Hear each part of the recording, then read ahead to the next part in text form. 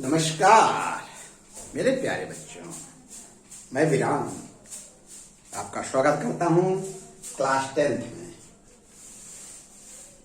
प्यारे बच्चों, जो चैप्टर स्टार्ट है लेंस है, उसके बारे में हम लोग चर्चा कर रहे हैं और बहुत अच्छी तरह से लेंस का कंसेप्ट आप तक पहुंच रहा है और आप सीख रहे हैं फंडामेंटल फिजिक्स बाय विराम।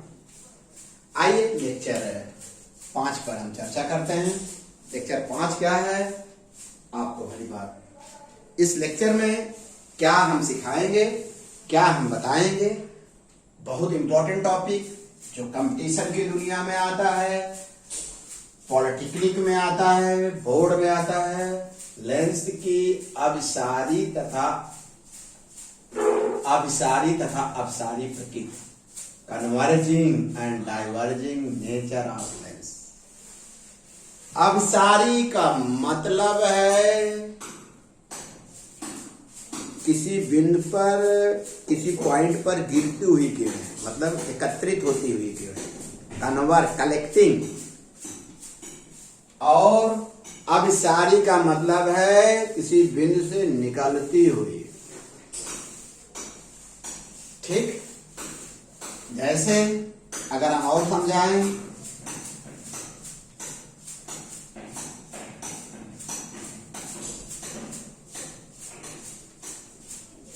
ये प्रकाश किरणें इस बिंदु पर क्या हो रही हैं, केंद्रित हो रही हैं, कलेक्ट हो रही हैं, इससे इन किरणों को अभिसारी कहेंगे।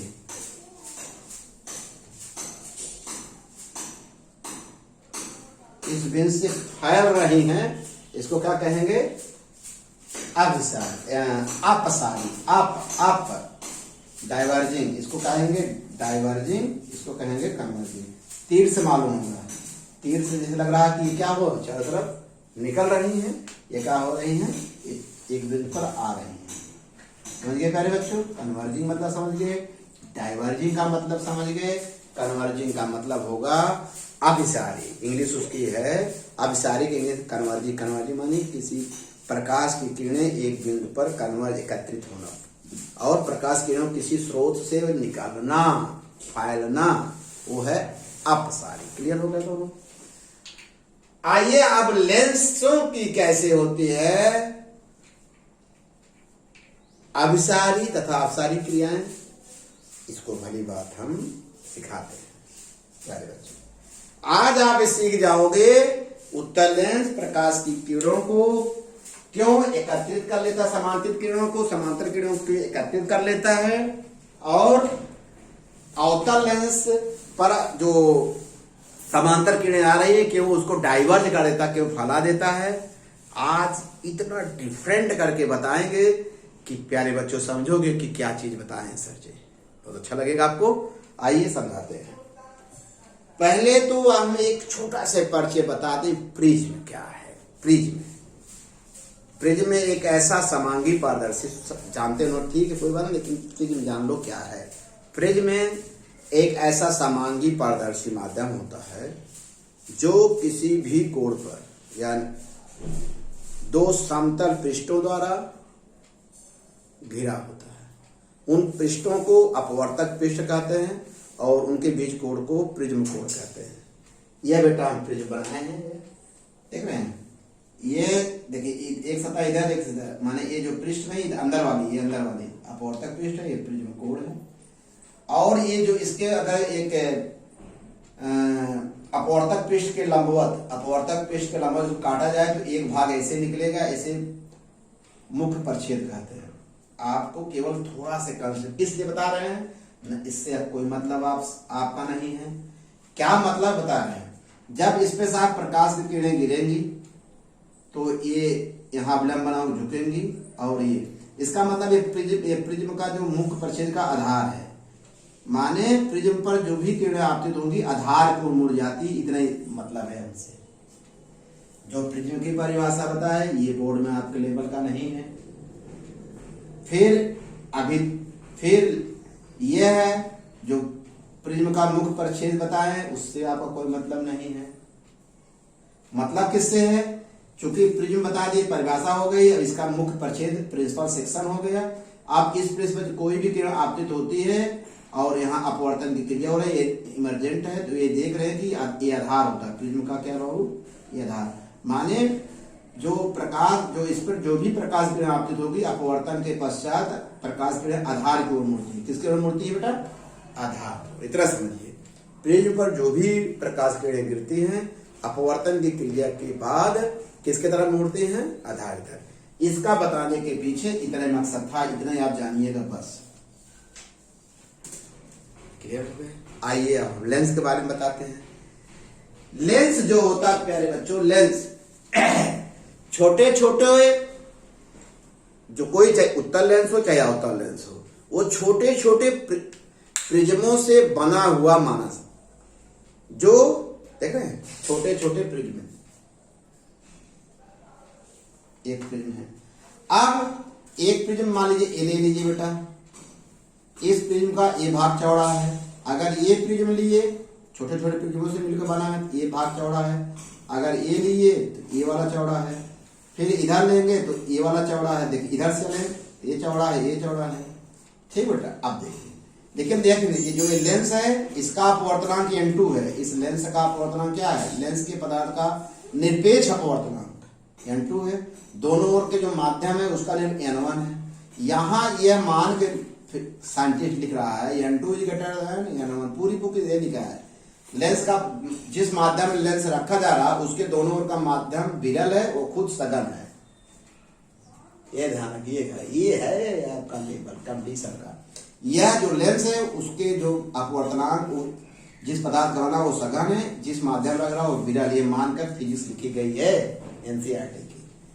अब प्यारे बच्चों, जब प्रकाश किरणें इस पे समांतर किरणें यहाँ गिरेगी इस पर, चूंकि अब देखिए प्रिज्म का आधार होगा। अब अभी सीख के आए हैं कि प्रिज्म पर जो भी किरणें गिरेगी आधार को मुड़ जाती है, तो आधार को झुकेंगी तो ऐसे हो जाएंगी। अगर यहाँ ऐसे गिरी, ये आधार है बेटा, क्योंकि इधर की इसके अपेक्षा ये इसका बेस अधिक है तो ये आधार मानते हैं, ये ऐसे। देखिए बेटा, अगर मान लीजिए एक किरण यहाँ आई, एक इसकी चौड़ाई कम है, इसकी लंबाई कम है, इसकी लंबाई ज्यादा है, तो आधार ये ज्यादा माना जाएगा। आधार हमेशा चौड़ा होता है। देख रहे हैं अपवर्तन पश्चात अगर यहाँ गिरेगी किरण, इसकी लंबाई कम, इसकी लंबाई ज्यादा, इसलिए समझ गए बेटा ना।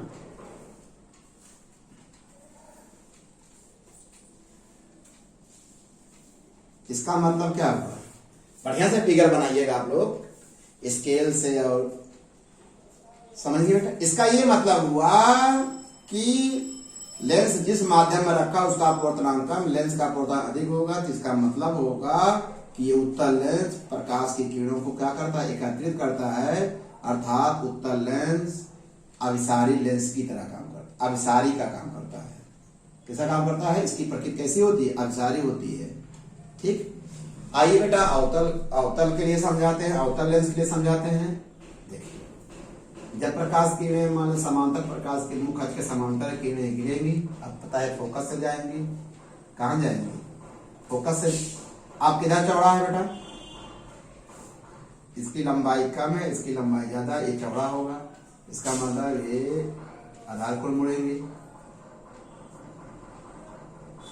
इसकी लंबाई कम, इसके आधार ज्यादा चौड़ा होगा, तो यही बेस। प्रकाश किरणें किधर मिलती है, आधार की ओर। देख रहे बेटा, अब तो समझ गए ना, सब बना लेंगे ऐसे ना। इसका मतलब क्या होगा, ये लिखता फैल रही है डाइवर्ज का, इसका माने अवतल जो लेंस होगा उसकी प्रकृति कैसी होगी, डाइवर्जिंग होगी। उत्तल की कैसी होगी, कन्वर्जिंग होगी। लेकिन कब, ध्यान रखिएगा, ये बहुत टेक्निकल माने टेक्निकल, जब लेंस के पदार्थ का अपवर्तन अधिक हो, जिस माध्यम रखा उसका अपवर्तन कम। लेकिन मामला यहाँ उलट दीजिए तो यहाँ रिवर्स, समझ गए बेटा। इसकी तरह छोटा सा क्वेश्चन आता है, किस लेंस को अपसारी लेंस कहते हैं, तो आप क्या बताओगे, उत्तल लेंस को किस लेंस को अपसारी कहते हैं, अवतल कहते हैं। लेकिन शर्त नहीं लिखा है आपकी किताब में, एनसीईआरटी में लिखा है। जो किताब आपके पास है, जो उपलब्ध किताब, उसमें इतना है, सिर्फ इतना ही लिया है। लेकिन जरा हम आगे कंपटीशन की दुनिया में आपको ले चलते हैं।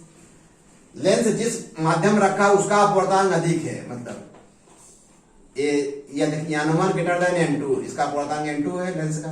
ये सघन है, ये विरल है, तो क्रिया बदल जाएगी।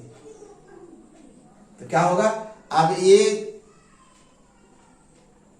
अब मामला उलट जाएगा। कैसे? क्योंकि जिस माध्यम रखा गया उसका अपवर्तनांक अधिक है और स्वयं का अपवर्तन, लेंस के पदार्थ का अपवर्तनांक कम हो गया। जो एकत्रित करता था अब फैलाएगा। देखिए ना, इसमें देखिए ये क्या कर रहा था, प्रकाश की किरणों क्या कर रहा था, एकत्रित माने फैला रहा था, अब एकत्रित करेगा।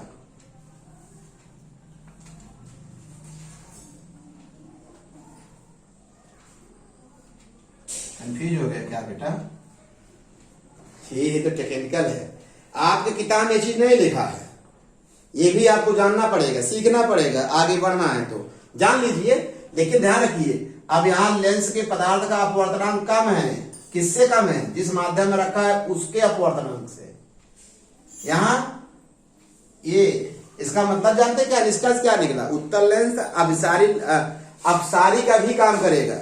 उसको ऐसे माध्यम रख दीजिए कि उसका अपवर्तनांक कम हो जाए, और जिस माध्यम में रख रहे हैं उसका अपवर्तनांक क्या हो जाए, अधिक हो जाए। अभी यहाँ किस माध्यम में रखा गया है? जिस माने जो माध्यम है उसका अपवर्तनांक कम है लेंस के पदार्थ के अपवर्तनांक से, इसलिए ये क्या कर रहा है, कन्वर्जिंग काम कर रहा है। ये डाइवर्जिंग काम करेगा। एक ऐसे माध्यम रख दीजिए, अरे यार कॉमन सेंस बात बताइए, physics is the study of nature and their rule, प्रकृति की बात करो समझ में आ जाएगा। आप ऐसे माध्यम में चला जाए जहां सघनता अधिक हो, अर्थात डर हो, तो वहां अपने आप क्या हो जाओगे, तो आपका नेचर बदल जाएगा ना। उसी प्रकार अगर ये जो यहाँ पर जो एकत्रित कर रहा है क्या कर देगा, फैला देगा। लेकिन ध्यान रखिए, यह लेंस है, उत्तल लेंस किस माध्यम में है? ऐसे माध्यम जिसका अपवर्तनांक लेंस के पदार्थ से अधिक है। ये है कंडीशन। आप आज के बाद ये भी जान लीजिए, ये तो ठीक है, ये जो लिखा गया है इस कंडीशन को ये कहा कि नहीं, ये हम इसको इग्नोर करके लिखा गया। सिर्फ यही लिखा गया कि जिस माध्यम में लेंस रखा जा रहा है, आपके लेवल में है यही है, लेंस ऐसे माध्यम में रखा जाएगा जिसका अपवर्तनांक कम होगा लेंस पदार्थ से। लेकिन ये भी जान लीजिए, ये कंसेप्ट कंडीशन है किस माध्यम में आपका व्यवहार बदल जाएगा, जब माध्यम बदल जाएगा। आप ऐसे माध्यम में जहां अनुशासन है ही नहीं, तो आप क्या करें, एकदम दौड़ने लगे, कूदने लगे। आप ऐसे माध्यम जहां अनुशासन है तो आप कन्वर्ज हो। जो ऐसे माध्यम गए थे जहां अनुशासन ही नहीं है, तो वहां पर टीचर पढ़ा रहा है, आप पढ़ नहीं रहे बल्कि क्या कर रहे हैं, घूम रहे हैं, फैल रहे हैं। लेकिन ऐसे माध्यम जहां अनुशासन है, सभ्यता है, सम्मान है, प्रतिष्ठा है, तो वहां क्या हो जाएगा, अपने आप कन्वर्ज हो जाएंगे। इसका मतलब उत्तल लेंस अवसर लेंस जो होता है माध्यम पर निर्भर करता है कि डाइवर्जिंग काम करेगा कि कन्वर्जिंग का। लेकिन पूरी किताब इसी बेस पर लिखी है। आपकी किताब किस बेस पर, लेंस जिस माध्यम में डूब रहा है, जिस माध्यम रखा जा रहा है उसका अपवर्तनांक कम है, यही मानकर राइटर लिखा है। ये भी आप जानते रहिए, हो सकता है कंपटीशन में आए तो इसको कर लेना। ओके बेटा, धन्यवाद। नोट्स बना लेना। बहुत अच्छा लग रहा है आप इस तरह से पढ़ रहे हैं।